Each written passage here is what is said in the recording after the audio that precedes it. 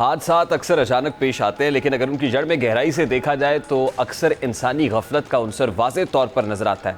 चाहे वो ट्रैफिक कवानीन की खिलाफ वर्जी हो, एहतियाती तदाबीर को नज़रअंदाज करना हो, ये जिम्मेदारी से आंखें चुराना शामिल हो, ये लापरवाही एक लम्हे में खुशियों भरे लम्हों को गम में बदल सकती है। ऐसे वाक़यात न सिर्फ मुतासर अफराद बल्कि उनके ख़ानदानों पर भी गहरे असरात छोड़ जाते हैं। जैसा कि कराची के इलाके लियारी में इमारत गिरने का अफसोसनाक वाक़या पेश आया, जिसमें 27 अफराद जान की बाजी हारे। यह हादसा न सिर्फ मुतासरा ख़ानदानों के लिए एक करबनाक अलमिया है, बल्कि शहरी इंतज़ामिया, मुतल्लिका इदारों और माशरे के तमाम तबकात के लिए लम्हा फ़िक्रिया भी है। ऐसे सानियात अचानक पेश आते हैं, लेकिन अगर उनके पस मंज़र में झांका जाए तो अक्सर एक मुश्तरका अंसर सामने आता है जो इंसानी गफलत और लापरवाही का होता है। जैसा कि इमारतों की तामीर और मरम्मत के ज़वाबित हर शहर में मौजूद है, लेकिन कराची जैसे बड़े शहर में इन कवानीन पर अमलदारी की सूरत हाल इंतहाई तशवीशनाक है।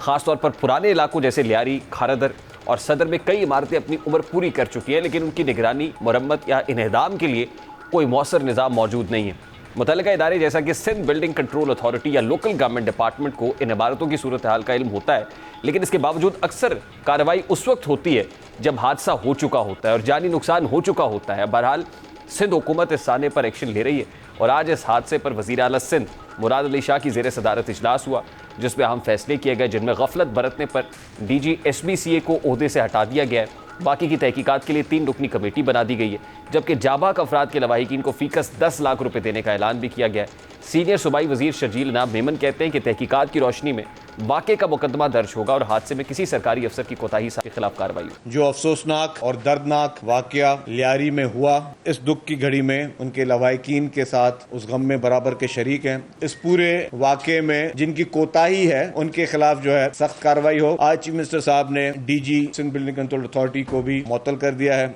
इलीगल और ख़तरनाक जो इमारतें हैं उनको कंट्रोल करने के लिए, उनको देखने के लिए उनका क्या क्या किरदार, तो उसके TORs मौजूद हैं पहले से।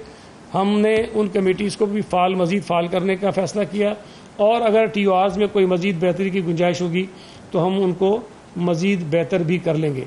तो ये बुनियादी तौर पर कुछ फ़ैसले थे जो किए गए हैं और अगर आगे चलकर जो कमेटी की रिपोर्ट आती है वो अगर कोई रिकमेंडेशंस देते हैं, क्योंकि उनकी जिम्मेदारी भी है कि वो फाइंडिंग्स भी दें और रिकमेंडेशंस भी दें कि क्या कार्रवाई भी करें और आइंदा इन फ्यूचर इन चीज़ों को रोकने के लिए हम क्या क्या इकदाम कर सकते हैं। तवक्को की जा सकती है कि इस वाक़े की गैर जानिबदार इंक्वायरी होगी, क्योंकि ये वाक़या सिर्फ एक बिल्डिंग की गिरने का मामला नहीं है, बल्कि शहरी मनसूबाबंदी, इंतजामी बदइंतजामी और समाजी बेहिसी की अलामत भी है। एक ऐसा शहर जिसकी आबादी 2 करोड़ से तजावुज़ कर चुकी है, वहाँ अगर बिल्डिंग सेफ्टी का निज़ाम नहायत नाकिस है तो ऐसे सानेहात का तसलसल रोकना मुमकिन नहीं है। मौजूदा वाक़या दरअसल एक वार्निंग है कि अगर हुकूमत, बल्दियाती इदारे और माशरती तंजीमों ने फौरी और मरबूत और मौसर इकदाम ना उठाए तो इस जैसे कई और सानेहात हमारे सामने होंगे। हुकूमत को चाहिए कि फौरी तौर पर एक जामे सर्वे कराए, इसके ज़रिए शहर भर में ख़तरनाक इमारतों को आइडेंटिफाई किया जाए, उनके इन्हदाम के लिए मौसर जामे हिकमत अमली बनाई जाए, वहाँ से लोगों की नकल मकानी और उनके रहने के लिए टेम्परेरी जो भी बंदोबस्त हुकूमत कर सकती है उनको छत मैसर करने के लिए वो किया जाए और ये जो मौजूदा वाक़या है इसको एक टेस्ट केस बनाया जाए। तो ज़ाहिर है मुस्तकबिल के अंदर इन वाक़यात की रोकथाम सकती है।